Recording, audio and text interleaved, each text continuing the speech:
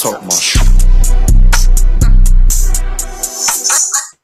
Yo, what's up? Welcome to another episode of the Black Super Friends podcast. I am the Horace Towns, who will serve as host tonight on this special show, which we usually call Monday Night Raw, but we will have some estrogen on the panel tonight, so we're going to call it Monday Night and then some. So going straight to my best friends that you all know as the Black Super Friends, internationally known Black Super Friends. I'm going to go right to the bottom first, to the man with the map behind him. We call him a lot of names. We call him Leon Phelps. We call him Dora Explorer. We call him the ladies' man. What's up, sir? What's going on, my brothers? How y'all doing today? We're doing mighty fine, bro. That's what's up. Good to have. It's Sorry, good I to have missed you out back. on y'all last week, man. I was down. It wasn't COVID. So it's going around. Protect yourself. Change your weather, my brother. Hey, man. Okay, you know what? I did fire. Don't do it. Don't do it. Oh, Chris, I want to fire that thing off. I did fire it. Boy, I'm maturing. Don't do it. I'm maturing, boy. Hey, then I'm going to my partner at the bottom, who is in that prestigious, nice home located in outside Atlanta, Georgia. Super Mario Senior. Please say the senior. What's up, Mario? Hey, another day, man. Trying to knock these topics out. All right, man. You sound under the weather, my brother. What's going on? Yeah, man. You know, my son got sick. You know how that go. Welcome to energy. The 5-year club, where you will be exposed to assortment of rhinoviruses, all kind of viruses that come from the deep. Rhino. Boy, they have some viruses, boy. I'm talking about nasty. Okay.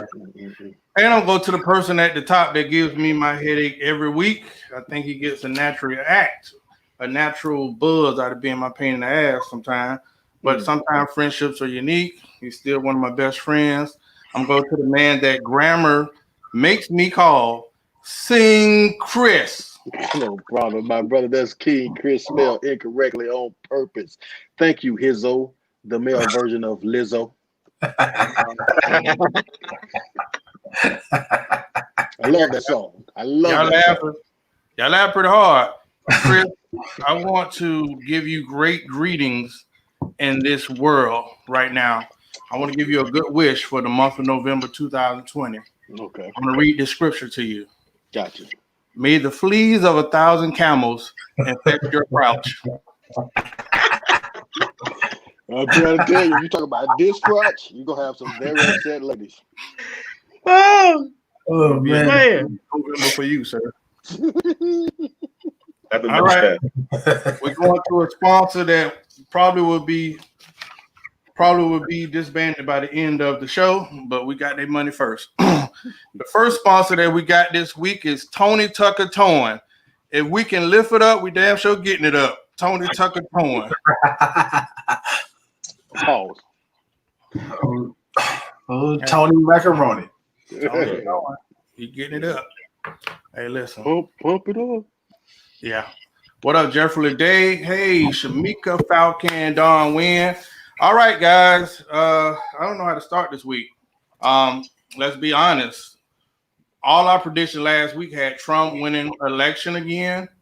And then the urban vote showed up. The mailman got busy. And for 3 days, people didn't sleep. I wouldn't give it that kind of energy. And but you have a new president, allegedly. The Associated Press is saying that we have a 46th president of the United States. Now, this week, Donald Trump said it's not over. He said if those votes are illegal and that he will still be reelected as president. Then you had where we expected some civil unrest, but actually you had Trump supporters actually go to a couple of voting booths and try to, contest or interrupt the counting process. But for 3-4 days in America, everyone was up around the clock. Most people up around the clock watching the election. That's where everyone's energy was. And we are still not concrete that we have a 46th president. Most Americans either don't care or they're like, Joe Biden's the president, let's move on. but then you have a part of the country like it's not over. Today, Georgia's governor, Mr. Kemp, said only legal ballots will be counted in Georgia, so that would be interesting. I don't know what the position is in Pennsylvania, but overall, we're all stunned a little bit about the presidency. I have my views, but let me say, what were your thoughts about the elections, the media, and all the controversy that went on this week, Zay? Woo! That was the first answer. It was a whole lot. It was messy. I will say that us Americans, we showed our natural asses, not even black, because everybody showed who they truly are. The epitome of America. We actually got a world stage on it. So we have internationally people looking in and saying, "Man, is this America the Great?" You know, that country that everybody sings about, that they want to be a part of and that they want to move to. They got a glimpse of that firsthand, I think, throughout this election. The controversy, wow. Yeah, I don't know. I'm ashamed of that whole election thing. What about you, Chris? Well, first off, I'd like to say congratulations to Vice President Kamala Harris. I think that the first black vice president. I think anytime that we have a black person to get that high of ranking in this country, I think it's reason to celebrate. So we're celebrating tonight. We're popping bottles for you, Senator Harris. Honestly, I think that what I'm not a Biden fan, but I am a registered Democrat, so I guess that's a win for us, I guess. But what I really want to say is, hey, Democrats, it's after the election. You told us that you will revisit the contract with Black America after the election.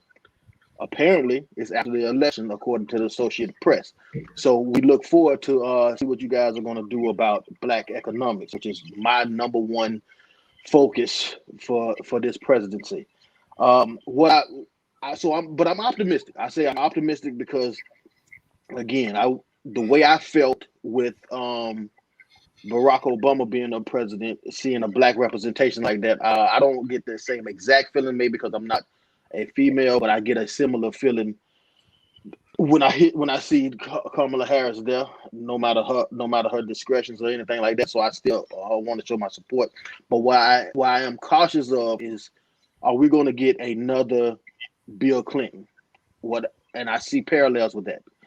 Bill Clinton captured the black hearts, the black attention, and we came out in droves to support him, made him the president. And Bill Clinton, in retrospect, turned out to be one of the most Republican Democrats ever that ever was a president. And a lot of his policies and a lot of his decisions wrecked black families and black homes, and it really wasn't a good president for people that look like me. So I'm hoping that we don't get a repeat of that. But again, that's I want to send my support simply for that sister, and that's about all I got. Tuda, what you got? Who assisted Billy Clinton, Chris? What's that? Who assisted Billy Clinton in destroying those black lives you were talking about?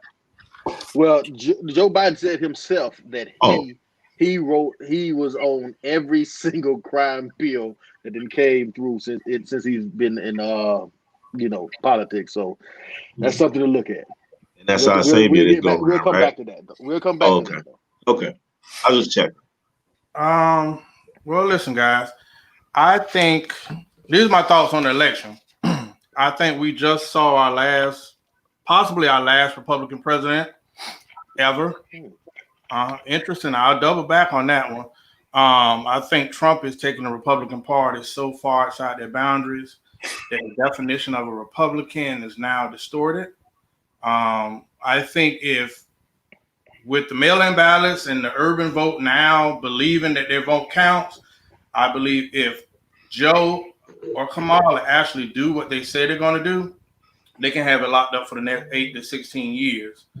I think in 3 years, however, people will realize that there was a Trojan horse this election. I think the New World Order is entering politics. I think COVID is going to be used to kind of usher in a lot of stuff against our freedoms. I think the whole mandatory vaccinations is going to come onto the stage real quick. If y'all looked at the election, y'all missed the fact that Oregon just lost its damn mind. Oregon just decriminalized every drug. No crack, meth. It might be a bus load of people going to Oregon now. You can smoke any drug you want. It's not illegal. So that's like a dope man dream. And I think I was kind of ashamed. I think the same way we acted about those chicken sandwiches is how I seen some people act about this election. I am happy to see people more excited and more involved in the political process. But I'm later on in this conversation, I'm gonna say it. Straight black men lost this election. And I think the biggest winner in this election, despite what the media told you, was the LGBT community. They got a lot of people in high Senate seats. And I think the agenda that they put up they probably got more representation than us. And I think as far as we have been supporting black women, I've been looking to say, okay, where are the black men in politics? Like, where are the black men in politics that's needed for representation? So, man, I can go on a rant, but I won't do it. Mario, you got your thoughts? What's going on, man? First of all, I want to say that you brought up Oregon. Yeah, Oregon. I read a story today that said it was a crack offender. He was a dealer in Oregon. He opened the first black crack and weed place in Oregon. So I want to give a shout out to him because our other counterparts have been slinging drugs legally all these years and not going to jail. So I want to say shout out to that brother for taking the first initiative to jump on out there and get you. And if you're in Oregon and you partake, go get you some black crack. He's a millionaire. No crack. Right. So I feel like I feel pretty good. You know, I feel like I didn't go into the election expecting a lot. So I think my outlook on this election gonna be a little different than everybody else. Like at the end of the day, my uncle and my granddad always told me that I hold the cards to my own life. So the person who sits in office doesn't matter that much to me at all. I think it's just a representation seat. And the way Trump was representing that seat, I wasn't a fan of it. I'm pretty sure that his policies were pretty good for the black community, but I just always like to tell people that it's cool that if I went to work every day and my boss continuously degraded me and called me a nigga, but he paid me a good salary, would you take it? Because it seems like that everybody always, when they overlook everything he says and say, but he did a lot of good stuff for the black people. Well, okay, well then I ask you this. If every day, if you went to work and your boss continuously degraded you, and if you had a non-racist that worked with you and he promoted him and good old boyed him every day, would you stay and be okay with it just because he gave you money? And I think that for me, I believe that I don't trust either one of them, Biden or Trump. But I do know one of them don't get on the bullhorn and yell for the people who I know that can be hurting my or change America into a place that can hurt my son or my daughter when I'm gone. And for me to say that, okay, that racist people might still be here, but they don't have a leader as the commander in chief yelling every time he can that, yeah, we're still here and we're still proud. I'm okay. And I sleep a little better. And I want to bring this up too, because I said it. All this stuff of World War II and all this shit, man, people talk a lot of stuff, man. Ain't nothing happened. And all the, if Trump lose, or if Trump ain't shit. It ain't nobody. I'm in Atlanta. I rode through downtown purposely. I came from hunting early because all that stuff about what's going to happen, nothing happened. I haven't seen nothing happen yet. So I think a lot of time we as people got to start understanding that sometimes we promote fear. I heard a lot of black people saying, "Hey man, y'all, hey, watch out! Don't stay in the house. Watch out!" Hey, I see ill people took off of work at my job because they was nervous, missed time to feed their kids because they was worried of propaganda. When we've been preaching the whole time, bro, you should already have everything you need to protect yourself anyway. I got up like a normal morning because It's the same thing I feel every time I walk out the house. If you walk up on my truck or anything in my house, it's the same thing. Whether Trump in office, Biden in office, or whoever in office. But to see the fear that we had in 2020 was miraculous to me as a people. Like scared of what, bro? It's a president. The president, like Tootie say all the time, the Senate is what we need to worry about. The Senate. That's a race that's still going right now. It's a runoff in Atlanta right now. So we need to focus on that. And to get back to the question, I'm all right. I feel like Joe gonna be Joe, Kamala gonna be Kamala, and Trump gonna still throw a hissy fit until they maybe call pickup and get him on out the White House. Yep. Support black businesses. They call team services through the gates. Well, we got one of our guests showing up in the studio, but what I want to ask you before the guests will come in third. What were y'all thoughts? Maybe that's redundant. I want to say, what were y'all thoughts when they actually declared Biden number 46 and Kamala the VP? Did you have emotions?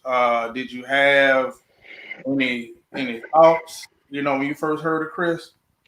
Well, honestly, when I first heard it, shortly after I called my daughter, and we had a conversation. She was expressed that she was happy about Biden being the president, and I asked her why, and she, I know she don't know nothing about politics, but she said, I don't know, I'm just happy about it.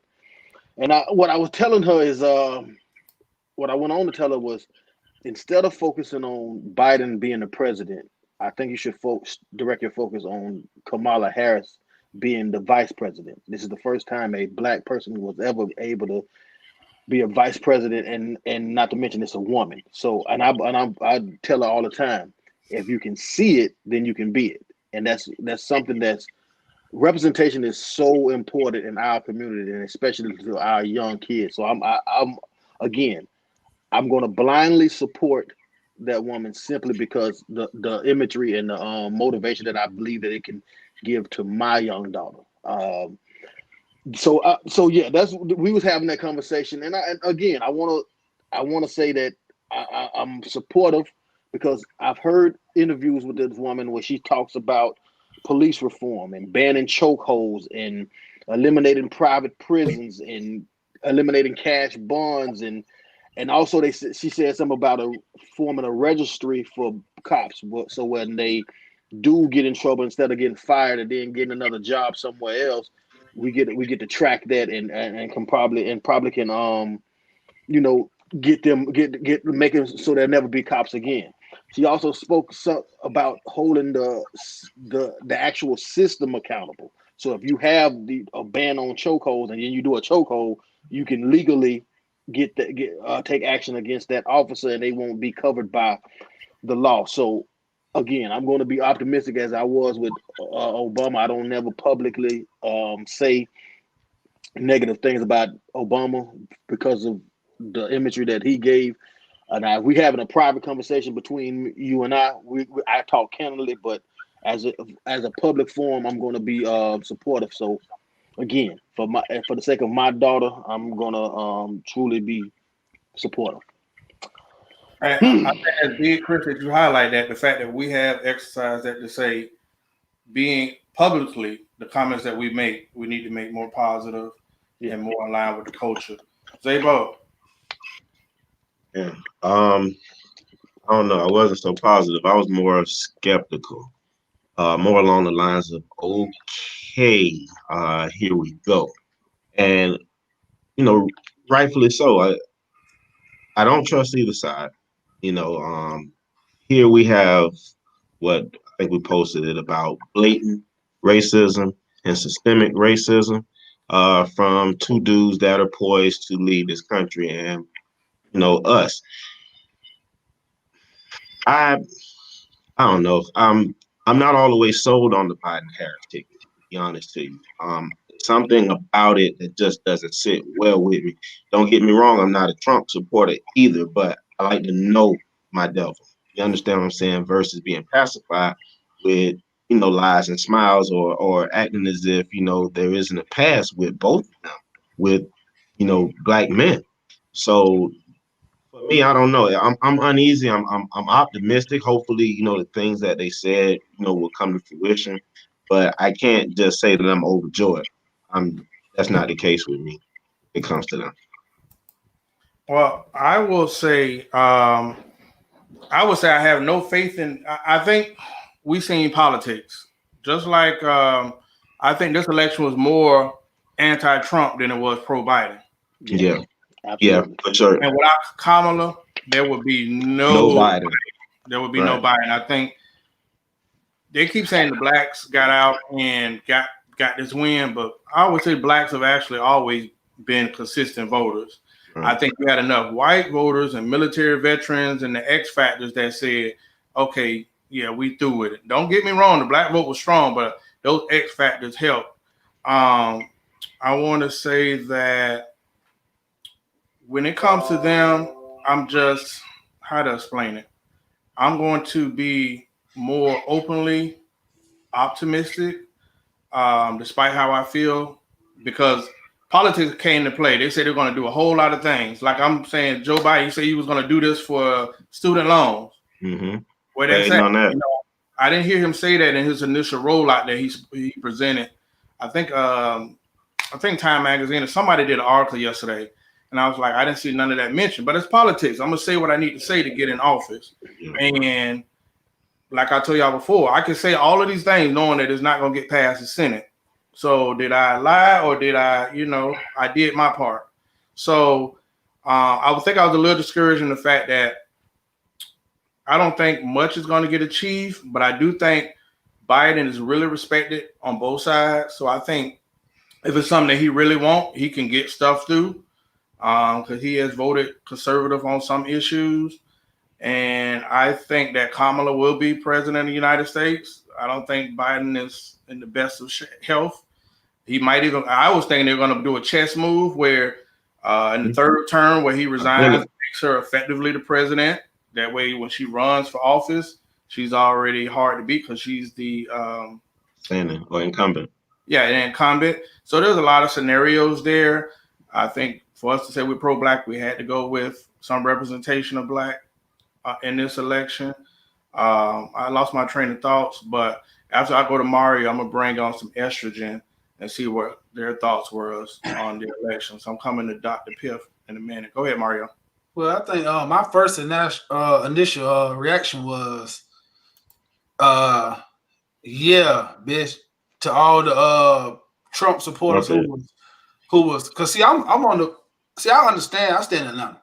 So let me draw this out to you. See, I see a lot of people like at Stone Mountain, the Ku Klux Klan came out and it was Trump. See, I go down, I stay in a nice part of Atlanta, in the suburbs. So you get to see the Trump trucks and the Trump flags and all this kind of stuff. And you get to see the bravado. But you see that every time I look them square in the face, they put their head to the ground. So I got this. Now, that day, I purposely filled my tank up the day before and drove around a lot more so I could see the looks in their faces of hurt because I understood what Trump stood for. When you take away the politics, I understood what he stood for. And even if he wasn't that, let's just say I believe Trump, and I believe that Trump wasn't a racist. I believe that. It doesn't matter. That's what you stood for. And you gave a voice and you gave balls to all the people who wanted to take America great back to the 60s when they were whooping the hell out of my granddaddies and all of them. So I want to look those people in the face and say, yeah, now all the gangster stuff y'all was talking all these other years, let's see that come to fruition. Mm-hmm. And I went home, needless to say, with a whole bunch of looking at a whole bunch of disappointed people's faces. But I ain't have no, like I said, at the end of the day, I understood we picked the worst, less of both evils. So at the end of the day, that's what we did. That's what we had to do. Because if you tell me to pick Judas or Satan, shit, I'm gonna have to pick Judas. Judas might be a liar and deceiver and a distrust person, but he's not Satan. So to me, that's what I felt like when I went to the poll. Do I pick Judas or do I pick Satan? And that, no matter how much bad you bring up about Judas, he's still not Satan to me. That's how I felt. Go ahead. Well, I was gonna say one of the comments is that's been every politician's MO, say what's necessary, which is true. I felt like in our examination of the candidates, we never really questioned Biden. So people were so sick of Trump that we never went and said, hey, have your views changed or hey, what's going to be your position? Because one of the questions Mario posed, we did a poll. We'll discuss that in a minute. I think people were really just anti-Trump. And I've learned politics. Say what's necessary and see if I can get the votes. We bring in one of our, we do a show together, but she's been a guest on one of our shows before. And I really wanted to bring some estrogen on the show tonight, breaking our rule. But we wanted to hear something from the female perspective. And we will have other guests later.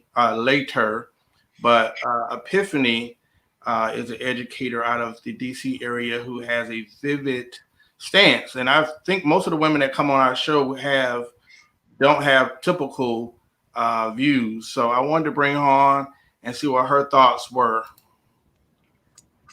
Hi, everyone. What's up? How you doing, Epiphany? You know, I'm living life. Living life. All right. I'm excited though. From the ambassador of females, what were your thoughts when the AP press declared Biden 46 and Kamala Harris the VP? I honestly was relieved just living in the area and, you know, all the Trump supporters flying in to be in DC, to be around the White House, to kind of act like he had won. It was a different type of situation, you know? So it was a sense of relief since I do live I live in Virginia, which is a southern state. I would say, you know, as a person that really understands government, Mario is absolutely right. When we talk about who actually has the power, it is Congress, you know, and so we do need to focus on those congressional seats that still need to be filled. It's both the House of Representatives and the Senate.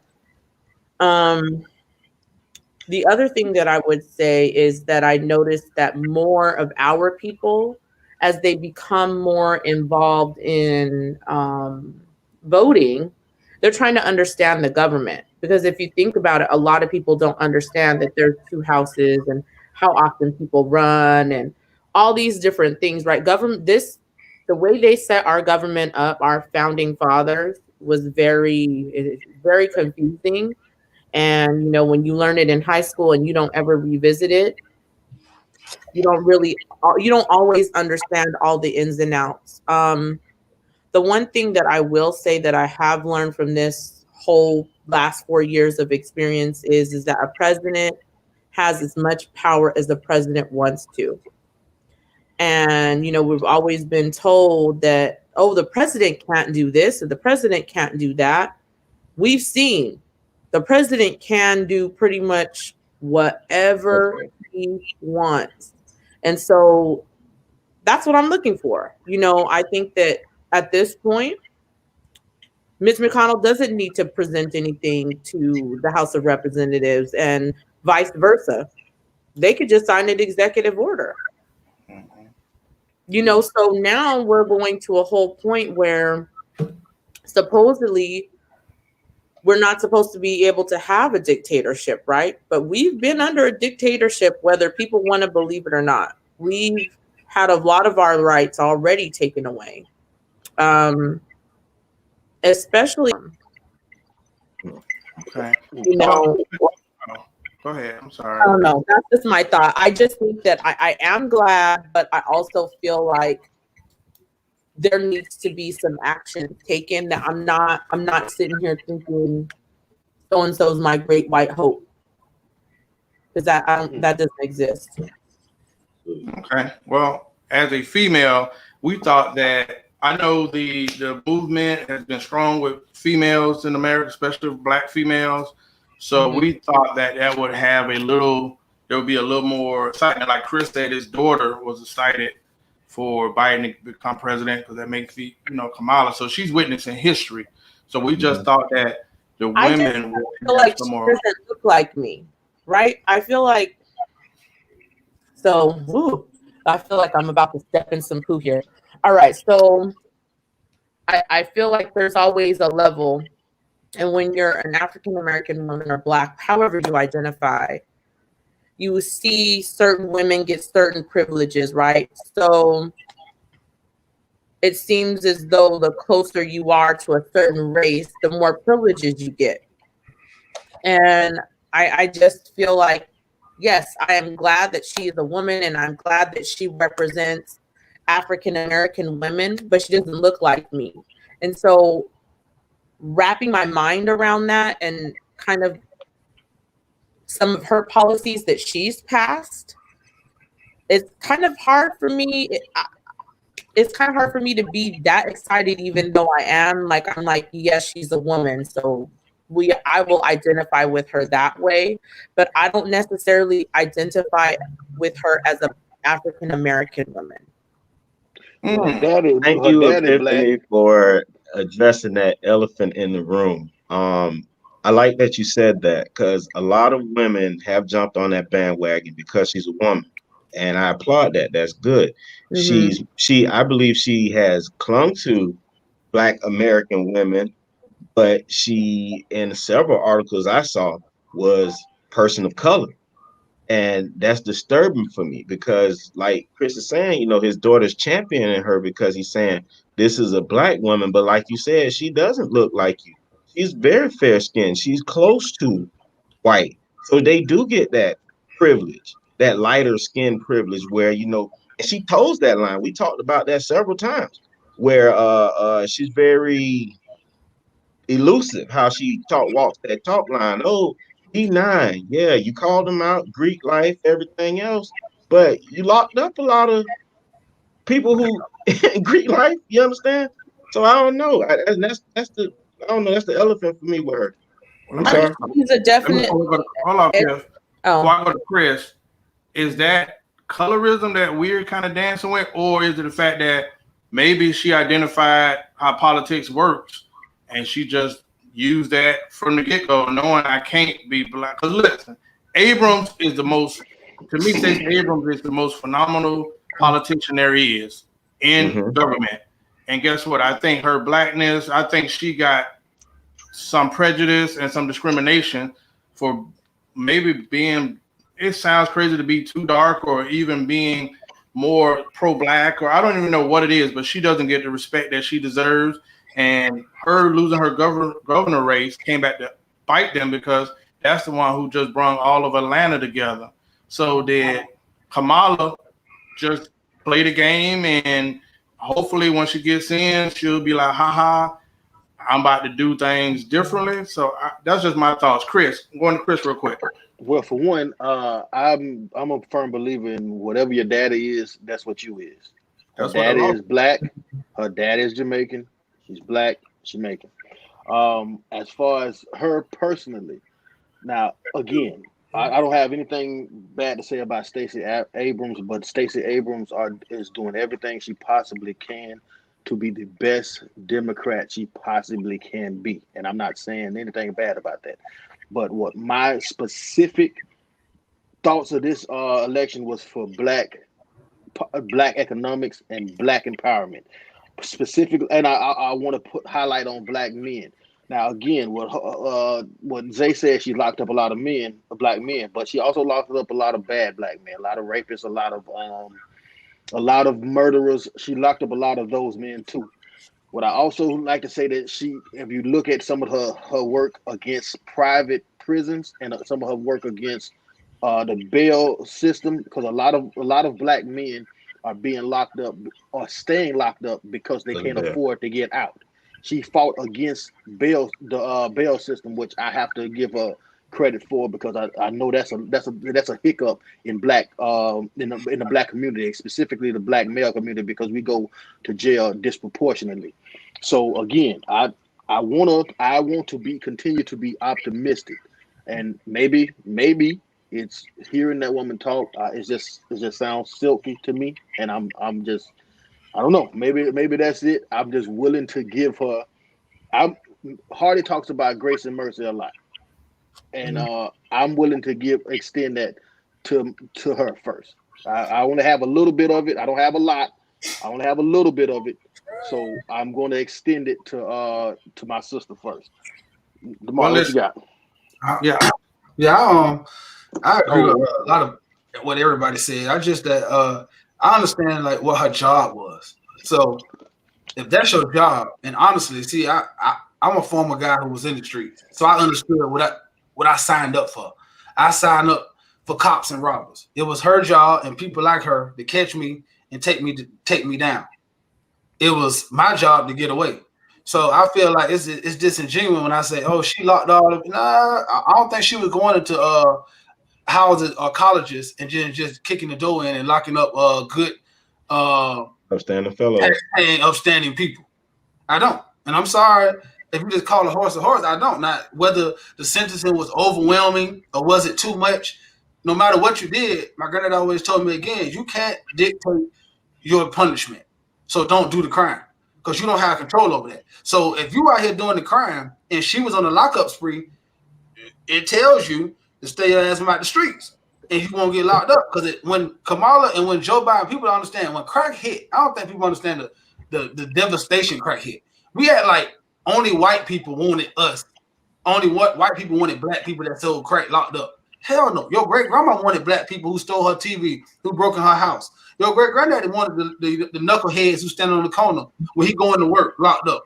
Everybody. That's why the Black Caucus signed up for them same rules. So a lot of people signed up for a lot of stuff that we tend to look at it as bad or bad for our community right now. But as a taxpaying citizen and a homeowner right now, a lot of stuff I don't want around my house right now. And right now, I believe she's speaking for those people who were living almost like where I'm at or a little older back then when she was doing her job. That's all I'm saying. Now, she was a defense attorney and she was giving people half-ass defenses and she was working with the prosecutor, you know what I'm saying, to send them up the road. And I would say, okay, she's snake. But her job was to uphold the law and lock up bad guys. She did her job.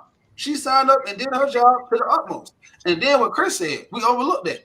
Bro, everybody always say everybody can't be against it. Some people got to work from within. So she decided to work within. So she worked within. She built her character up, got to seats, and then said, "Well, I'm here now, so they can't just throw me out. So let me just let me try to change some rules and try to like throw away the bond." I don't think how people understand how much bond matters to black men. The central part. What it was, 5? 5, yeah. Yeah. You understand the dude who went through the most stuff went through it because of a bond. Because his parents couldn't pay bond. Bond locks us up and keeps us locked up longer than anything else. So for her just to say, hey, I'm gonna try to redo the bond and the cash bond system right now, that alone is the biggest help that I've never heard nobody talk about that. But she was doing that while locking up people too. So I have to give her that credit. But she was locking up, like she said, you can't only say I locked up black people. I locked up black rapists. I locked up white rapists. I locked up everybody. So once you show me who you are, I believe it. I can't blame you for that. She didn't say she was gonna start locking up people now. Yeah. That is the truth. And that's where I'm saying we're gonna come back possibly. I'm saying in 2 years.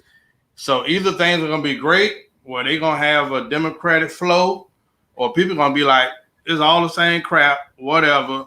And people just not, we easy to get thrown off of the horse where we like, it's the same old stuff. So they need to come in and produce, like Chris said, when Q, because I'm still pissed that everybody's still bashing Q. They had a thing out today talking about all the coons. They had his picture next to Lil Wayne, and then talking about the coon train.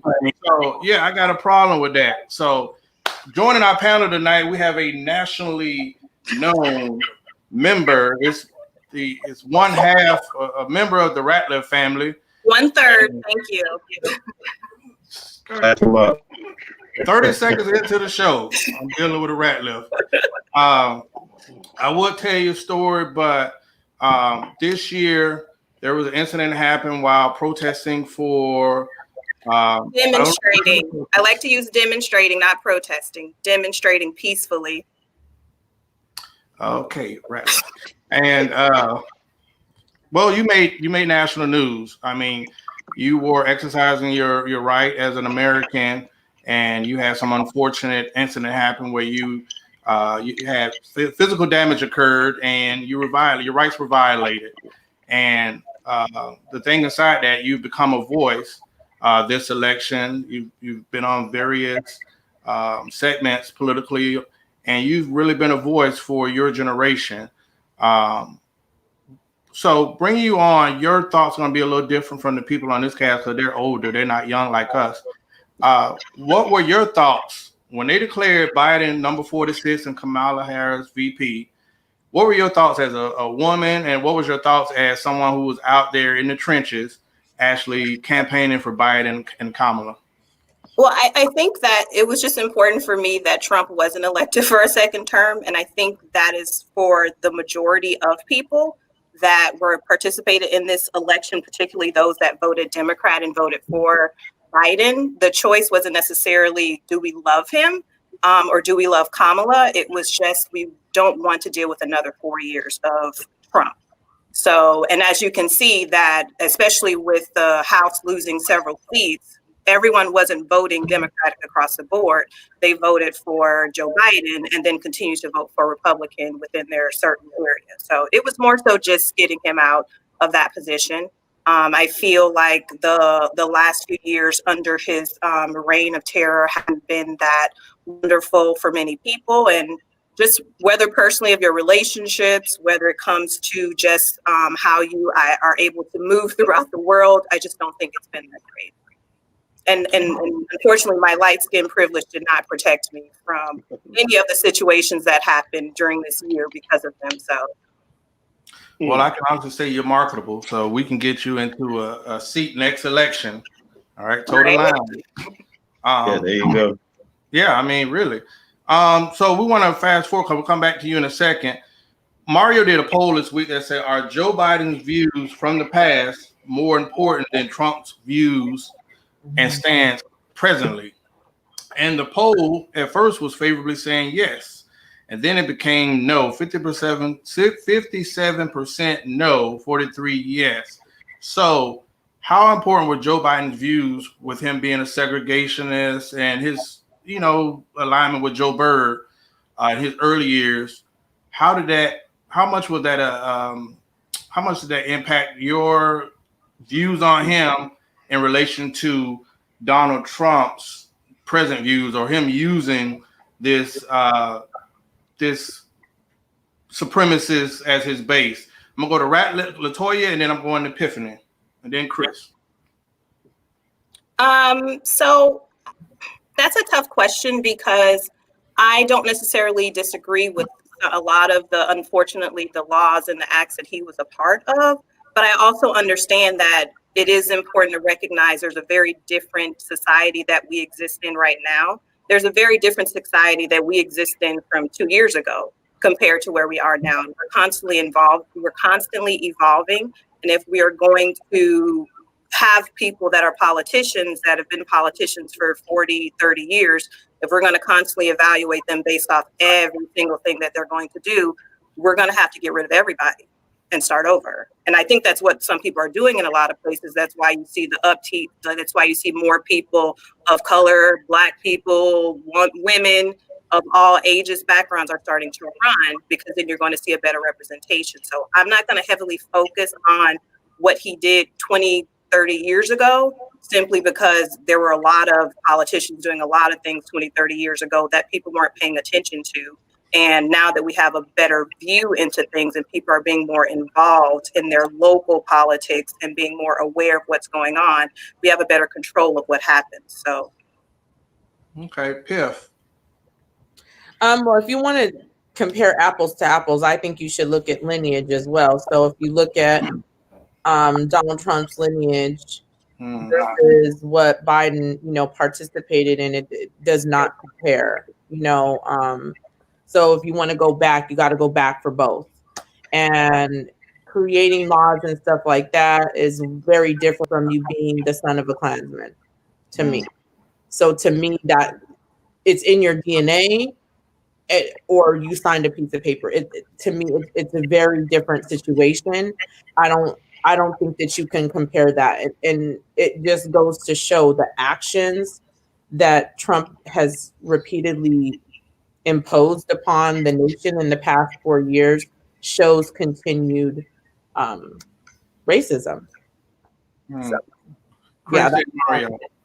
Chris. Well, like I said before, my brother Hardy talks about grace and mercy a lot, and I said I had a little bit, so all of that ran out. I don't have any for Joe Biden. I'm sorry.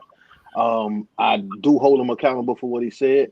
I do. I may not be able to have the power to persecute him, but I will constantly be on watch on see if any of that still comes out. So no, I don't have the same. I'm not going to give him extend the same mercy that I will to Kamala Harris, because that's a sister of mine. I feel a kinship in the smallest way. I feel a kinship with that. I have exhausted myself with rich white man rule. So no, they don't get mercy from me anymore. I have to watch everything that they did. So no, I can't feel that way. I have to hold him accountable for the things that he said, because he may still feel like that. And anytime that you have the power, it's not about what you. Because when we did this in the pre-show, not the pre-show, but during the group chat, Hardy was talking about how he don't want to be seen as the same man he was 20 years ago, and I totally agree with that. But Hardy only controlled 20 years ago. Hardy only controlled himself. 20 years ago, he had the power to legislate the lives of millions of black people. Then yes, I still feel like I have to hold him accountable if he was a rich white man. But that's just me. What you got, Mario? I think y'all spoke on exactly what I was gonna say anyway. I think right now I can't. I'm a totally different person. So I grew. Me personally, I'm saying my stance on a lot of stuff, not even just politics, just on the way I look at women, fatherhood, marriage, money, saving, everything. So, and I think that had a lot to do with me and my surroundings, my inner circle, my where I was brought up at, my exposure to the world, and just as a fact, thinking that what I thought was right. We often talk about on the show that I was raised a Democrat, so I thought Democrats could do no wrong. So now the same people that want me to look back at Joe are telling me, hey man, don't go back to be a Democrat. So which one is it? Because right now you tell me, like, that's what I'm saying, like you tell me to unlearn some of the stuff that I was taught. So then you want me to do it, but then I feel like you don't have the same grace and mercy for him. Because I believe that you can be on the stance and you can believe something to die for it on Tuesday and be enlightened on Friday. And just as a human being, I don't believe that if you're telling me, you're saying out your mouth, and you've yet to prove either one, that how do I have the right not to believe you? See, Trump every day is telling me who he is. Not like Epiphany said, 20 years ago, 10 years ago, 5 years ago, 5 months ago, he's been consistent. I have a total track record of Trump being consistent and being the bullhorn for supremacy. Like he's being consistent. And like Tootie said, well, man, you know what? Joe Biden might have been the Trojan horse, or he might just be lying to get the votes. Well, if it's that simple, it tells you how much it means that Trump would not even just say those words, that he condemns racism, that he will risk losing the race, the whole presidential race, just not to condemn his homeboys. So when you telling me a man today who I look at every day on the thing, and I'm seeing him tell me this, what he's saying today can't what Joe Biden said 30 years ago can't be more to me. What somebody telling me who they are today as we speak. And not only telling me, they showing me. They showing me by their actions. They're showing me every time that Trump got a chance to show you that I stand with these people. He did. He didn't let up. He didn't waver. I respect that. Whether I like it or not, I respect that. He was consistent.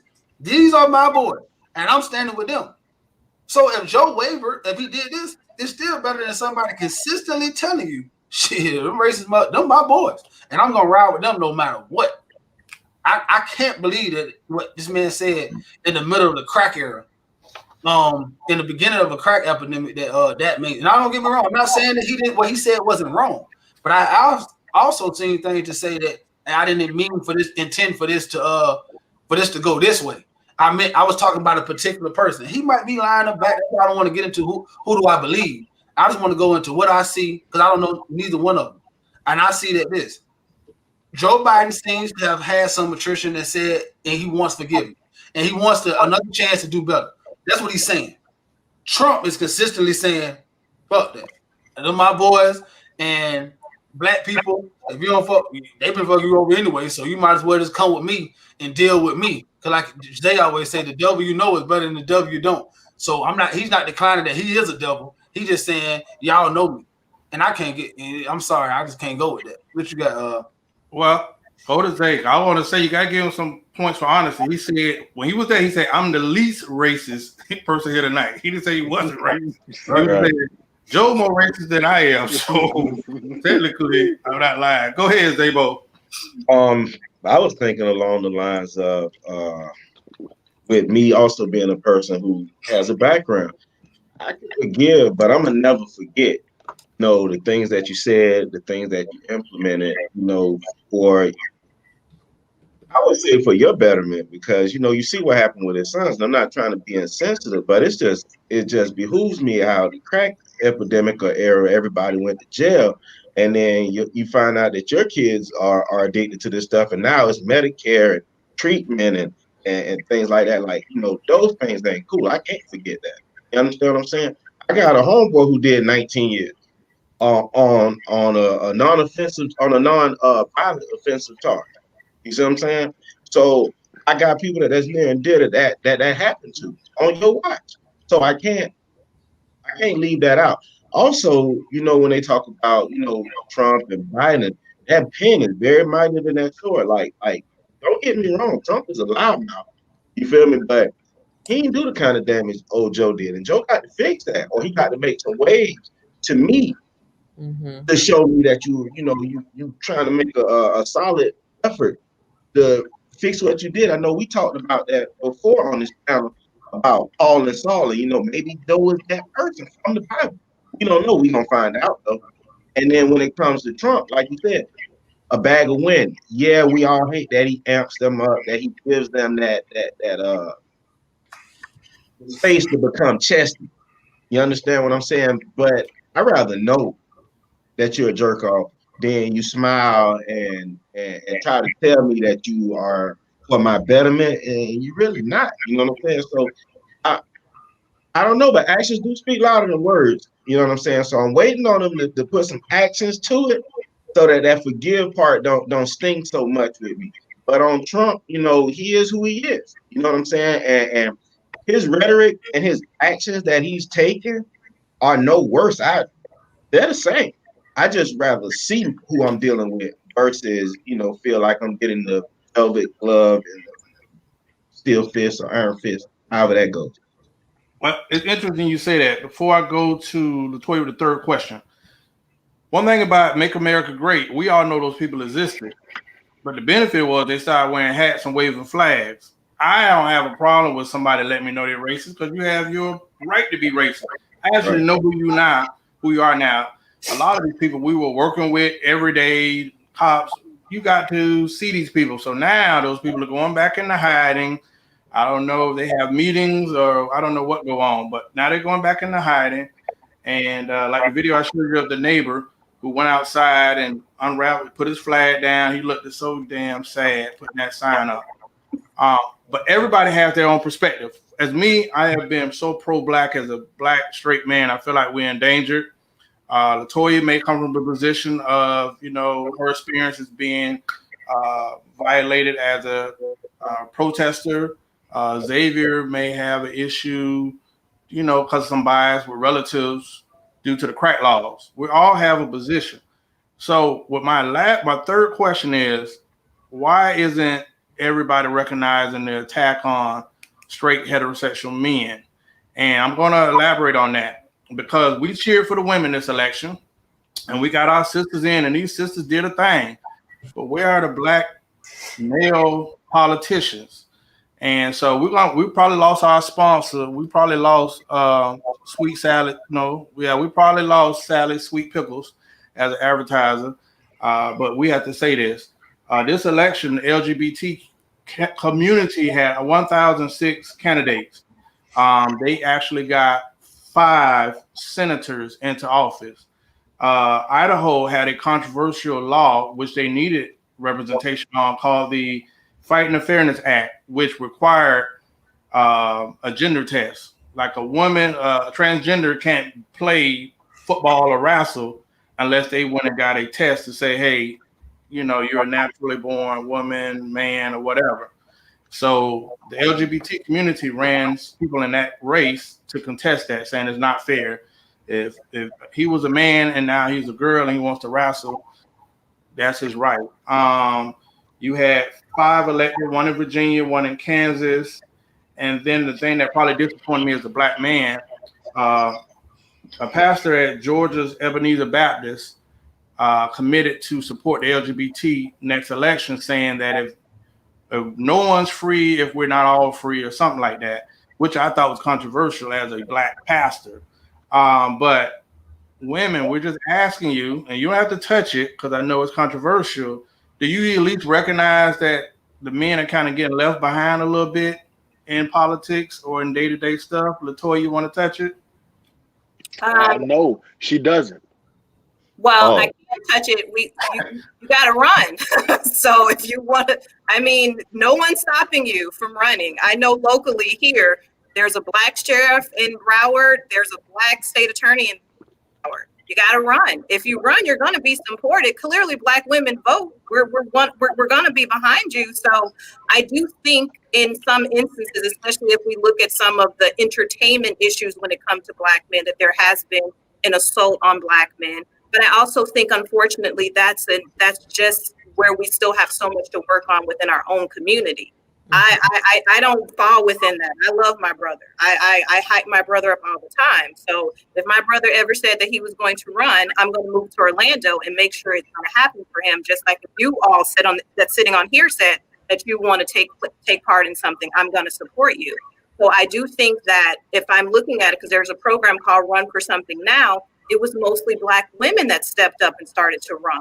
So if you want to be represented, if you want, you got to run. So I know that it's tough for black men. I acknowledge that on a regular basis. It's very easy to categorize issues or whatever, or natural things that people do wrong and say black men are doing this more than anybody else. And it's not true, because white men are doing it, black women, Hispanic men, Hispanic women, we're all doing things wrong. It's just easier to put a target on black men for whatever reason. And we know that that's been the history of this country, but we're going to change that. And I think a lot of it comes from, let's get some black men into politics and start running more. Well, I want to say something that's going to kill my own debate. 43% of men voted this election. 12% of black men voted on the national level. And I will say that President Trump got 13% of the black male votes. But I think it lines more up with conservative values. I think that was more of the Christian faith base. Maybe, I don't know. So, Tiff, jump in quickly before I go to Chris. That's going to give me, I know he's going to give me some interesting. He's smiling now. I just think that disproportionately African American women have been pushed to be more educated. So if you're being pushed to be more educated, get your degree, do this, do that, we're always pushed to be the best that we could be. And I'm not saying that black men aren't, but I don't necessarily know that that's the biggest push. Like the education piece, the piece where you got to overachieve because you're at the bottom of the totem pole. I don't know that that's necessarily a narrative that black men hear. I think it's a narrative that has started now. But I did not, when I was younger, I never heard a black man was at the bottom. I heard black women were at the bottom. So I think if you don't have that push and you don't have that fire, like your parents push you to be your best, then you're not going to be motivated to do that. And also, like I said, government is very confusing. So if you don't understand it, why would you run? Chris, before I go to your comment, I want to read a comment that's equivalent to saying, shut up and dribble. That's what Kim, her comment is equivalent to saying, Horace, shut up and dribble. I just want to tell that. Go ahead, Chris. Okay, first I want to read off Simon Smiley Pierre, my bad. Oh, shit. His comment, he said, do y'all know that although Biden was the author of the crime bill, both white and black leaders voted 100 to 100. Everybody was in agreement with the bill at the time, both sides of the line. How is it that we only look at Biden and not every other congressman and woman that voted yay or nay? That's something that we probably going to have to revisit, which is it's a good question. It's fair. But as far as the attack, huh? We will. Kamario answered that. You touched on that. Yeah. As far as the comment about the attack on black men, like, look, I understand that, but I feel like this is a time that we could strategize. What we have to understand about politics is that's a job. Simply, that's a job. So, and who fuels politicians? Business owners, property owners. So, if we want to kind of form an alliance with our growth with the black woman, why don't we focus more on black wealth and black entrepreneurship and black business? Form ourselves a pact so we can now fund some of these women that's in these high places, and then get them to do what they do and what we want. Again, we constantly hear that black women have our back. There's not a saying of protect black men. That's not saying that. So we take in consideration that it's always said they have our back. Now, since we got them in office, since we helped to get them in office, let's look forward to our women coming back, reaching back, and helping us out. But again, if we strategize and we form business that that funds some of these candidates, I think that we're in a special situation that we can get a lot done. I'm not a black male victim. I'm not going to play the black male victim. I believe that we have the ability to do anything as a black man. And then if the black women are in these spots, hey, I feel like maybe you should start to date some of them. So again, like I'm saying, like on my side, I just believe that I believe in black men not ever playing the victim, and I understand that I do agree that there's an attack on black heterosexual males, but I believe that there's always been an attack on us. If you go back to slavery, there's always been an attack on us, and I know that if it's one thing that we are is resilient, and we will come through this too. But let's, instead of bickering back and forth, let's form an alliance with our sisters and get some work done, because we are tired of old white rich male rule. Well, Chris, you had a chance to stand with me, and I did stand with you. I don't even know who you are tonight. I don't know who you are tonight. I am with you. We talk about this back and forth a lot. You know, we talk about this. You know this. But at the same time, what my always, even from my date doctor to I preach males taking accountability and showing strength. I'm not one of those people that's talking about please hands up, don't shoot. I'm one of the people that say we shoot back. I'm not one of those people saying I can't breathe. I'm one of the people to say reverse the chokehold. So I'm with you, my brother. But anytime I get a chance to preach, I'm going to put it on us and believe that we can overcome anything. Again, that is a politician is a job, a paid job. And the people that run politicians is the people that fund politicians. We should be the one funding them. That's just how I feel. Zay, Chris, you have audio difficulties. Zay, redeem me. Oh, my brother, Chris, I'm with you with the dignity with dollars. That's the phrase you were looking for. Dignity with dollars. Epiphany, I'm gonna come behind you when you said that you were told that the women were the bottom or the bottom of the totem pole. Mm-hmm. Yeah, we've changed position with black men. Black women are now over men, and I don't think that it's an actual attack on heterosexual men. I think it's an actual attack on black heterosexual men. What we're seeing, and we're talking about from a standpoint, and I believe probably where Horace derived the question from was with the Cube thing. Cube made a stance for black Americans, I thought, but then it got dragged by the women of where were we? What about us? And it's crazy because what happens is women always are coming to men as far as protect us, or you guys are supposed to protect us and provide and things of that nature. And it's like the moment that a man asserts himself to try and do so, it's met with don't leave us out. We're not leaving you out. We're just trying to get our foot in the door. I think I could be totally wrong, but I think that's the direction in which my brother was going. I'm right behind Chris with the dignity with dollars. If the women are getting the job done, I don't think we as a Black community have a problem standing behind them to get whatever agenda pushed across that we need for our people as a whole. It doesn't matter if it's a Black woman or a Black man, just as long as they're taking care of Black lives and families. I'm in agreement. But I do think that there's some type of attack on Black heterosexual men, whether it be in the industry or whether it be in politics, wherever it is, there is one. Hey, Mario. Well, I feel like if you understand the thought process of how the world is, and then right now this attack that we speak of will have to come from white men, the white men that's in power that Chris talks about, right? So in most countries, they feel like the man, as far as your race go, as far as the man. So whether we believe it or not, that's if you was to take down an army, the first people you would attack is who? The men.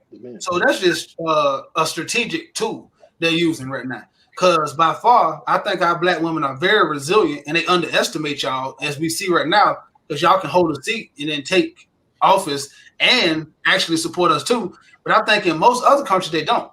Like right now, the reason why most white women still voted for Trump is because their husband or their boyfriend or their brother or their daddy still love Trump. Whether they believe it or not, they just voted with their people. I think Black women show you that they can stand alone and be independent.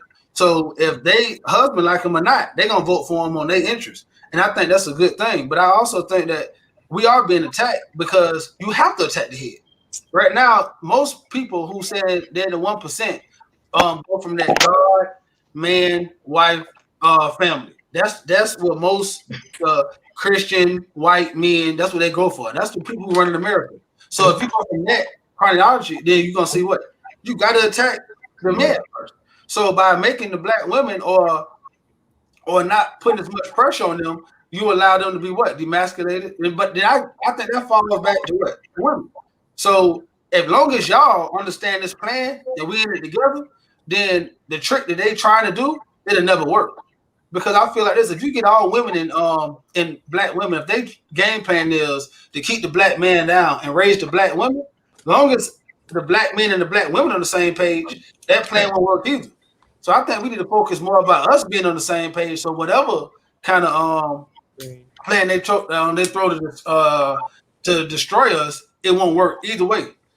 I'm in agreement with you, Hart. I think that, and this is my personal view, I could be wrong, but a lot of women, because of that role that you said, Epiphany, of being at the bottom, once we get a taste of that power, it's like we get drunk with it. Oh, look at us. We did this. We didn't need the men. And we're like, whoa, come on.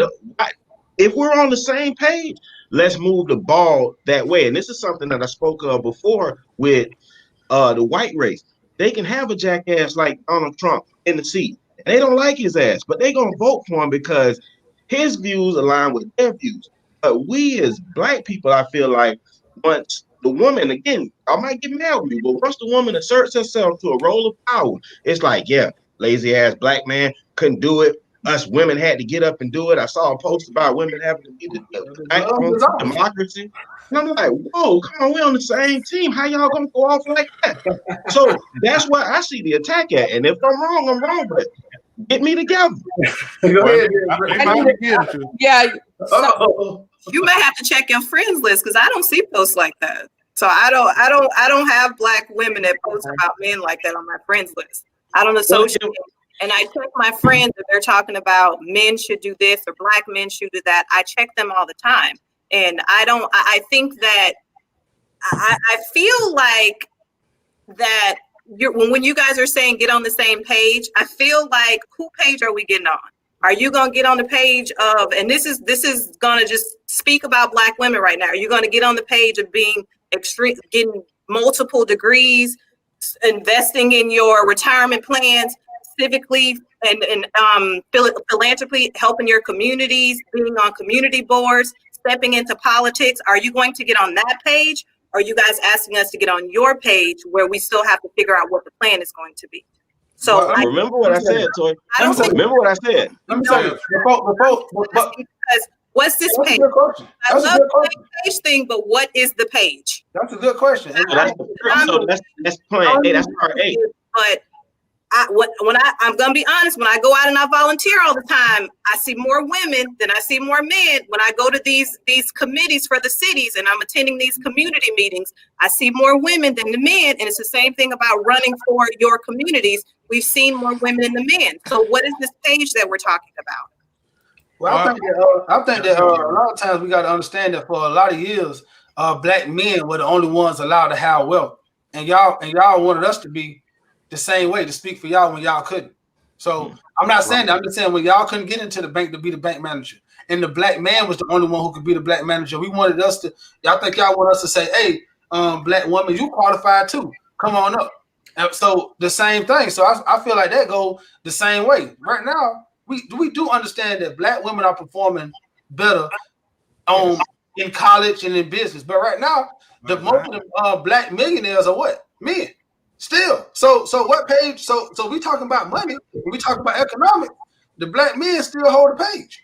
Well, I mean, men still get paid more than women, so we have to acknowledge that. I'm agreeing. That's the problem. An educated woman is still getting less money than a man. So that means we got to come with a common goal, right? Well, let me tell you something before we go to Piff. Can we admit that is why it is such a path where the black men like putting us in jail, giving us the felonies? I'm not saying you got to sell drugs, but we got to. It's a little easier. It's a little harder path for black men. We have been targeted, but Tiffany making a lot of faces. Go ahead and say what you got to say, because I see it. Now I'm going to Chris, because Chris can handle Piff. All right, so just to answer Mario, and then to piggyback on what Latoya said, this is a lot. So one thing that you really need to understand is that when the Constitution was written, first of all, only white men who owned land that were 21 could vote. Then when they expanded the laws, only men could vote that were 21. So that included black men. So when we talk about this tug of war between women and men, period, right? We're talking about how our country was founded. It was founded on division and division of people, division of poor black versus poor whites, and certain privileges given to certain groups in this group. You know what I'm saying? But we're all poor. So in the interest of everything, we saw black men come to heights unknown for several years. And we have watched black men say, you know what? I want to have a certain type of woman on my arm. And it has not necessarily always been a black woman. And you love who you love, so please don't get me wrong. However, it is like, because of that, the black woman decided, you know what? I cannot wait for a black man to help me make it. So then black women created their own. Now, I'm not saying that black women don't need black men. We do. But I am saying that because black women were able to take ownership and say, I cannot have my idealistic life with whatever. And I'm not saying it doesn't happen for all black women, but if you look at most black men of power, they don't necessarily have a black wife. They don't. So, you know, at the end of the day, black women now have had to create it for themselves. Like for myself, I'm on my 3rd degree. I'm doing exactly what Latoya is saying. I'm, you know, getting out there, donating, whatever I need to do to make it happen for myself. And I'm not single, but, you know, at the end of the day, I think that it's important to recognize how hard black women have worked to get where they are. We work very hard, and we were given rights last.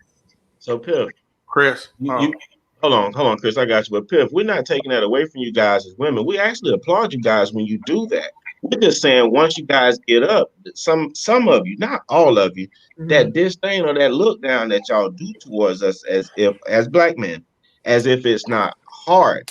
You guys will get alley hoops as women, because as we were telling you guys, the white man attacks the black man so that he doesn't ascend. They'll give you guys an alley because they don't expect you guys to be as strong as you are. But that's what we're talking about, getting on the same page as far as, okay, if we see that the queen can move better than we can, we're going to get in alliance with y'all and push y'all. But it's like when we push y'all, to me, it seems as if we get the shit end of the stick. Like we didn't never do anything, or we didn't, hold the door open for you guys when we had the ball. I could be wrong, but that's the part that I think me and Mario were addressing. I Yeah. think the thing is, and I have to interject because just for Black women, I think the thing is that you know what, we're not getting alley-oop. No one is checking. No one has been checking for us, is what I'm saying. Period. And so when you talk about being looked over for everything for so many years, hundreds of years, hundreds, not 20, 100. Now Black women are coming into their own. You have like I get it. Black men feel left out, and there is a thing. No, it's you. The thing is, I feel like you are going to be as successful as you make yourself. You have to. You have to want it for yourself, and then someone else sees that inspiration and says, "Oh, I need to invest in him." It all starts from within here, and then it shines out. Well, before I go to Chris, I think what I'm saying is you got 3 degrees and you're in a relationship, right? Does that make your man less of a man if he's a blue collar guy? Like in the home, he's still ahead in the home. No. Right? Sometimes that's not happening. He's not really respected. She's gonna be looking like, I'm making 180, you making 40. Why couldn't you go in and get this degree? Why didn't you do what I did and blah blah blah? Not knowing that he had some coke charges back in '89, but that's not my life story. Chris, and then I'm gonna go to Toy because she got a big smile, like she got something to say, and the comments are ridiculous. It's estrogen all over the place. Well, I don't want to go against my sister at all, but you should no. Speak your mind. I'm on your show, brother. I'm on your show, brother. What I am going to say is when you say you're on the same page and you talk about your community service, you speaking to a guy up there that done a lot of community service. I've witnessed him. You speaking to a guy to up above you that ran for office, who also did community service. You're speaking to the guy under Zay, who's done community service, who's coached, who's owned his own business, who's trying to show one of the best representations of the modern Black man. So we are on this. We are on the same page. We have been on a long time. I like to say that we appreciate you guys going out there and doing what you guys do, what tends to happen for you guys the best. But we are mentoring. We are coaching basketball. We are helping out with food drives. We're doing it too. And I want to say that if that's the page that we're on, we are on the same page. It's just that you guys seem to shine at a different level of everything of the page than we do. As far as Black men marrying Black women, what Epiphany said, I don't know what Black men that she deems successful, but a lot of the men that I deem successful and I look up to, Master P, Snoop Dogg. I mean, not Snoop Dogg. Q. Snoop in there. A lot of the Black men that I personally look up to, not the people that tap dance for white people. I'm talking about the men that I look up for are picking and marrying black women, and I think we should highlight that a little bit more. Are we highlighting Snoop Dogg with that cheat on his wife their entire marriage? We're gonna highlight that. Well, I seen Martin Luther King have a holiday, and a statue erected of him, and he was not a monogamous man. So exactly. Look at all the mistakes that Black men are allowed to make and still be monogamy. But then, okay, go ahead. Sorry. Monogamy should not be categorized or added on to your greatness. That's a totally separate thing. As far as Black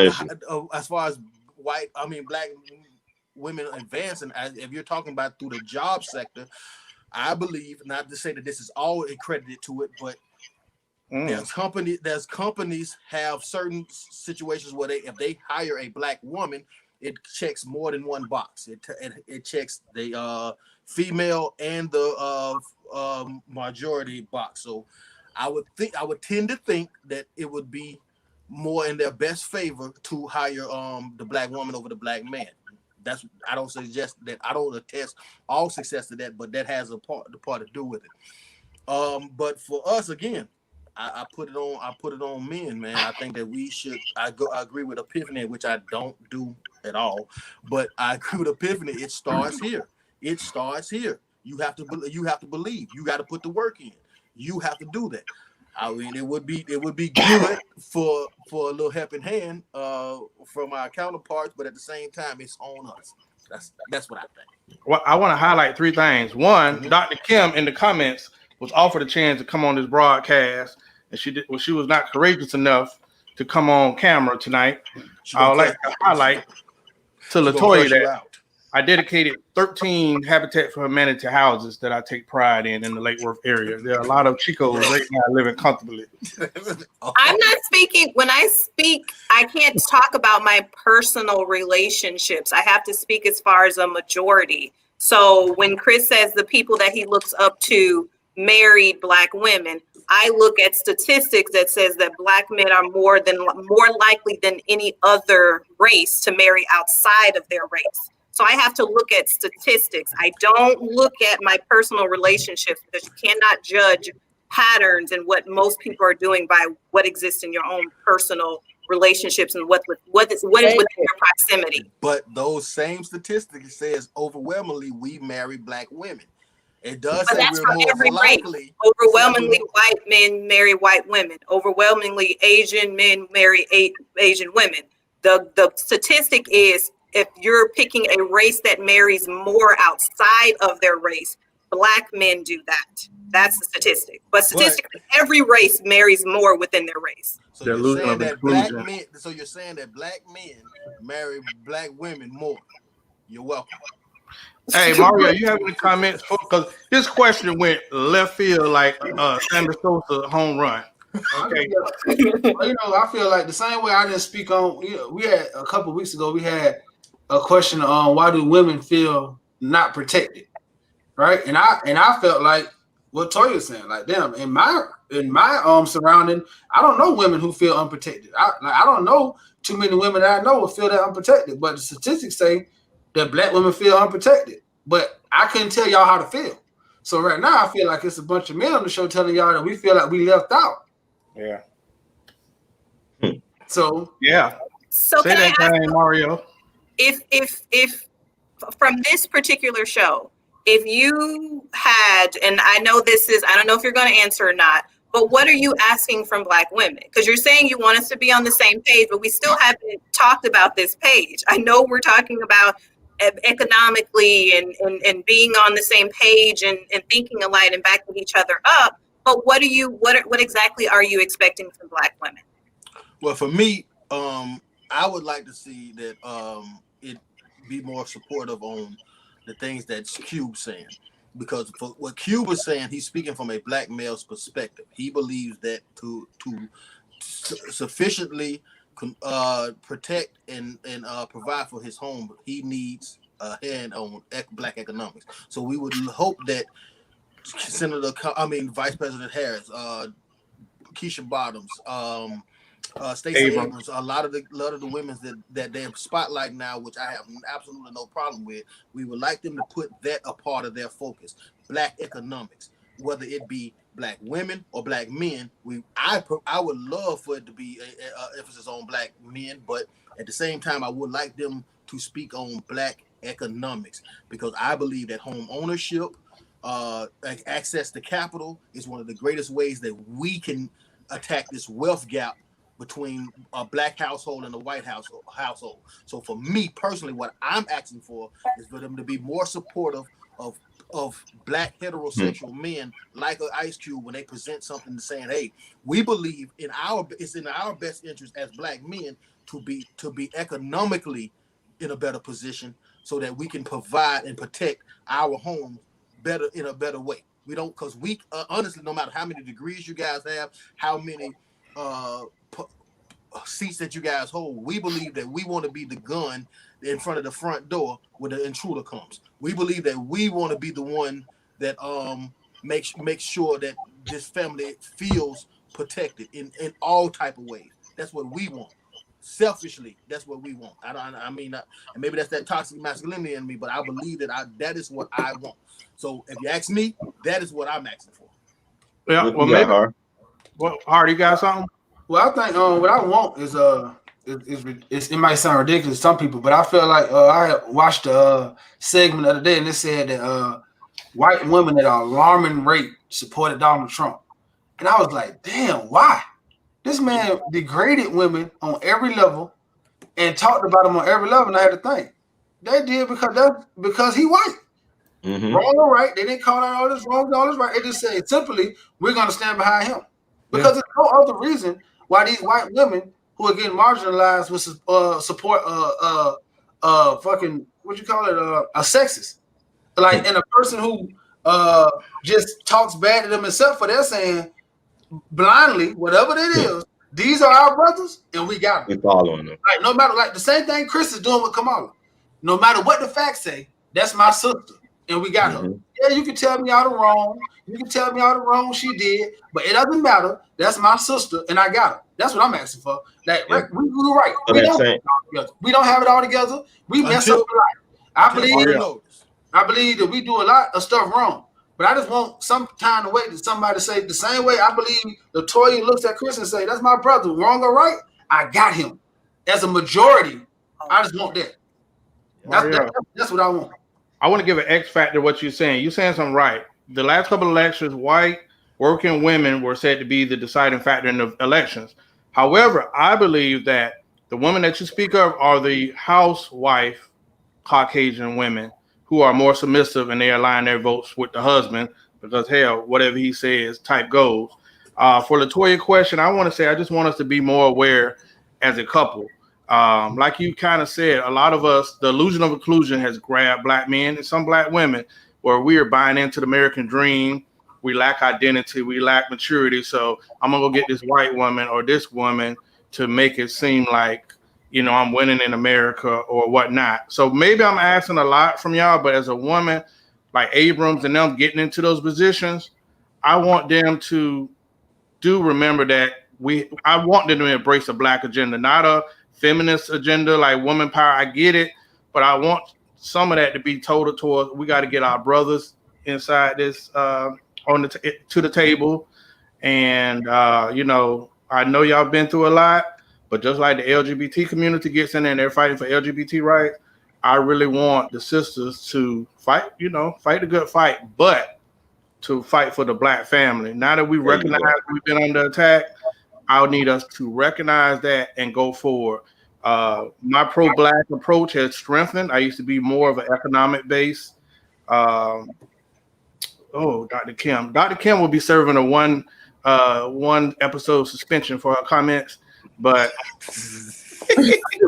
economically, approach. But I think at this point, closing question: black people, like everybody else, has organized and mobilized. F who the president is, we need to come up with a plan and put something together. So with that question being said, wrapping it up, what is the first thing that we need to put on the list as a black agenda? Going to Latoya first. We know we put you in the hot seat. We know you got a lot of cream. We know you got a lot of cream in your coffee. We need you to come through. Okay. Yeah, what's stupid.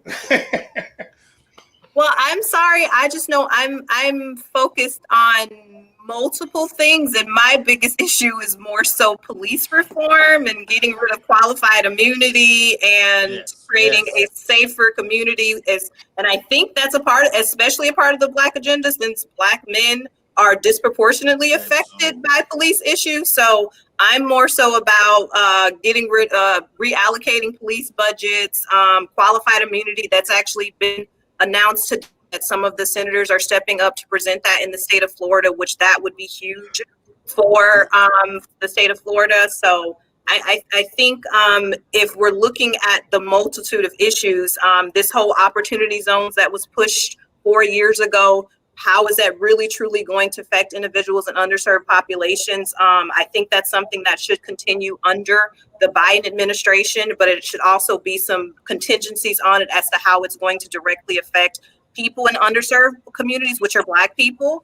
So that's a nuanced question, and I can't really speak on one thing because there's not one single thing that's going to make things better for us. There's a list of things that we have to focus on. I appreciate you, Sister Soldier.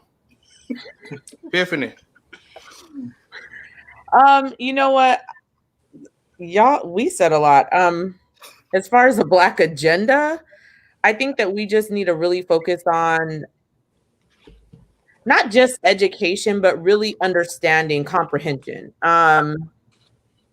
Comprehending what happens and why and how it moves, because I kind of feel like that's the piece that's missing to make certain things work. Like when we go to apply for a home loan, if we're talking about we're focusing on the Black family, you know, we need to make sure that we know how to move within the parameters of what has been set up against us, right?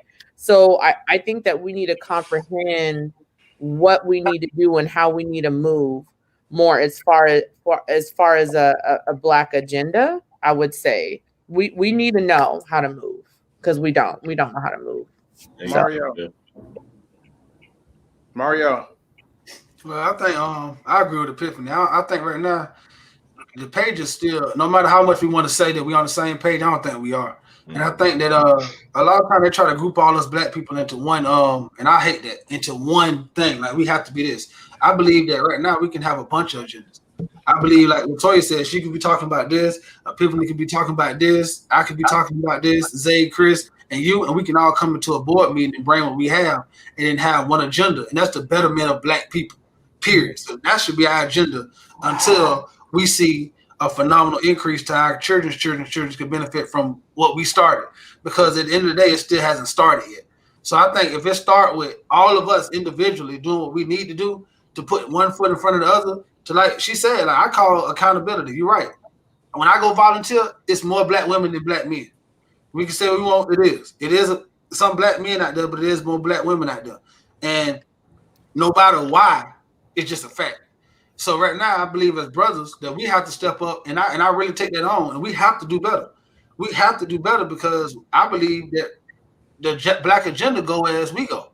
Because no matter what, I believe the Black men are the head. The men are the head of most races. That's how most other people look at it. So when they look at us as the sorry, no good men, and they feel like our women have to constantly drag us by our bootstrap, and we're asking them for help, what does that say about the whole Black nation? So I believe right now we get on one accord and we all get the same agenda. It's the betterment of us, and I believe that's what we should have. What you got? Oh, Zaybo. I too, Epiphany, I gotta agree with you. The thing we've been trying to say from the beginning, I don't know where it got dragged to. When we keep talking about on the same page, it's just making sure that we're elevating the Black family as a whole.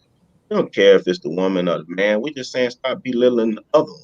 That's pretty much it. I don't know where the story went to or what was taken into it. It was you, Zay. What did I say? Please tell me. It was really You went on a what do you mean you don't know? You said it. Man, listen. Okay, I'm sorry if y'all misconstrued it. Again, like I said, Where you been, Zay? all we're trying to do is get on the same page. They shooting, Zay. Where you It's been? me then. That's fine. Like I said, I don't have a problem clearing it up as long as we're on the same page. You know, we don't have to belittle each other. We're just trying to make sure that we're taking care of all of us, family-wise, because at the end of the day, it's us. Who cares who ascends? You understand what I'm saying? Just try and get on that page. Understand what it takes for our kids or our grandchildren to be straight, and let's move that agenda. Who cares who's at the helm? That's it. Hey, before I go to Chris, Shanta Renee, Pastor Renee said when Black men lead, people will follow, just start leading. I have to say that's something that we got to fix with Black men. That is not the truth. Mario highlighted it before. The Black men that we need in the struggle had the harder time getting to the front or even getting on stage. That's why you see Elmer Fudd, the little boy with the hat on. You see these different characters. It is hard to get Black men to a place where they can speak to the masses. In fact, most of the time they kill us, to be honest. So that's something that we do need to address. Even locally, everybody wants to be the one that's the mascot for whatever we're trying to do, and nobody can come together. So that is something that Black men, we do have to fix. But we will fight with each other, whether it's a book bag drive or lunch drive. We're fighting about who did it and who's gonna support who and yada yada. And that's something I have to even get better with. Chris. First, I want to ask my sister, can you give me a brief definition of qualified immunity? I'm not educated on it. So qualified immunity basically says if a police officer does something to a civilian, and if there's nothing that exists already that says that it's a violation of their rights, then if you try to sue or persecute the officer, they're going to get away with it. And each particular county or city has a certain amount that you can sue them for. So they could murder someone. Qualified immunity says that particular violation of their rights doesn't already exist, then they could absolutely get away with it. And a family that has someone murdered could walk away with $200,000 unless you have the senators in the state actually has to go then and I think it's the senators or the House, whomever has to go then and present an actual statute or a law that gets passes. And then you could go back and actually sue them for whatever amount of money. But in most cities, particularly like in Fort Lauderdale, there is qualified immunity, which protects the officers unless there's already an existing case similar that showed another officer was convicted or the courts found in favor of the civilian. Okay, thank you. I wasn't educated on that. I've heard Kamala talk about that in the shade room interview. Her name is Kamala. What is it? Yeah, Kamala. what is it? Her black name is Kamala. Okay. We're gonna call it Kamala. Kamala Zulu. But what I want, again, I want to stay consistent. I want to, from this administration, I want a ROI. I want a return on our investment. I believe that black people in general have saved Joe Biden. When he was running, I believed that Kamala or Bernie Sanders was going to win the nomination. But at the last end, when he came down to the South, he got promoted to the seat.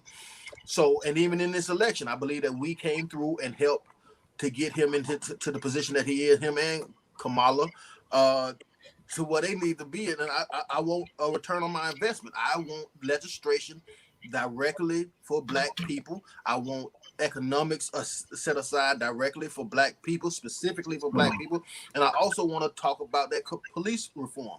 One thing that was one of the worst things that I felt in your situation, LaToya, is the helplessness about it. Not being, if it was some dude on the street, you go handle that. But to feel helpless against a whole gang of police is like it was a tough feeling for me. So again, anything that's dealing with true concrete police reform, banning chokeholds, qualified immunity, the bond system, private prisons, which is ridiculous because you shouldn't be making money for locking up people. So anything that got something to do with that. So my wants are broad, like Cube say about his plan. I think that we should put with 13%. This is something that Killer Mike talks about. If we're 13% of the population, we deserve 13% of everything because we help build everything. So that's in bacon, that's in real estate, that's in everything. So that's what I want is a lot, but again, we've supported the Democratic Party forever. The Democratic Party is in power at the moment. I want an ROI on my investment. Well, listen, before we tune out, Chris, I call them both plantation. But listen, I learned a big lesson about politics. I lost a major votes. I'm not going to say I lost the election because of it, but police unions is one of the biggest gangster mafia organizations that they're out there. And I found out later on what they were frowned upon with me was I tried to pass legislation and I didn't get support in Florida. I actually got someone from another state picked up this legislation that says that while a policeman is out during a shooting, he won't get paid. I believe that a lot of officers will have a shooting while they're out being investigated on paid leave during the investigation. Sometimes they're out 3 months, 6 months to a year. So what's the big deal about shooting somebody? I'm on paid vacation. But if they didn't get paid, I think you will see some of those shootings really get detoured. And I still stand by this. With the Democratic plantation, I want to say one word that has haunted us, black people, everybody, the term probable cause. It needs to be redefined. We need to have some cases that will make us really be able to tackle that, because probable cause is so empowering to a cop. Just the belief that I believe Chris was smoking. He made probable cause is such a BS thing that I think that's really hurting us. And we just have to really go at the legislative way, and also talk about reparations. Reparations. They would not bring it up one time through any debate, through the primaries, through anything. They never brought it up. Everybody frowned upon it. And I'm going to take some hate mail for this. Obama refused to have that conversation when the UN presented that debate. Check me on it. He was like, no. Do I believe that we're due reparations? Cool. Do I believe reparations should come in the form of free college or free home ownership, stuff like that? I don't know if our people died and they deserved it. But if we give 50,000, 100,000 to some of these 20-year-olds and whatnot. Okay, hold up. If you and I was walking down the street and somebody said, I got 50,000 right here, I give you 25,000, I'm gonna give Chris 25,000. Would you say, no, I don't want 25,000 because Chris will go blow his? It does not matter. It doesn't matter. We want economics. We want money. Every other you didn't give the Jews free college. You didn't give the slave owners that enslaved us bullshit. We want reparations in the form of economics. Period. That's it. Currency comes in many forms. What's more impactful? I know an idiot around the corner won the lottery for $13 million and blew it. What another man does with his money has nothing to do with me. I still want mine. I cannot say, no, give it to me because Zay is going to blow his. That has nothing to do with me. Mine is deserved. He's not going to blow his. Okay, well, whoever's going to blow it. As long as you blow it on black businesses, it's good. Just blow it on black businesses. And but we said that. I was going to say. The whole point. There you go. The whole point is keeping the money circulating in our hood. Like, long as it circulate with us. If you're gonna spend it, It's cool. If Jay blow his money to make my point was, Chris, currency comes in many forms. Thank you. All right, closing comments from my panel. We had two guests. It's always going to be ladies first. I'm going to go with Piff, and then I'm going to Sister Soldier. Well, I really appreciate being invited. It's always an honor to be invited to another show. I think that this is very interesting, but a food for thought to kind of think about something that I thought about. Have you guys ever thought about maybe the reason why Black men aren't as respected or viewed as they're not as respected as they should be, because we have a lot of missing fathers like about 30 years ago?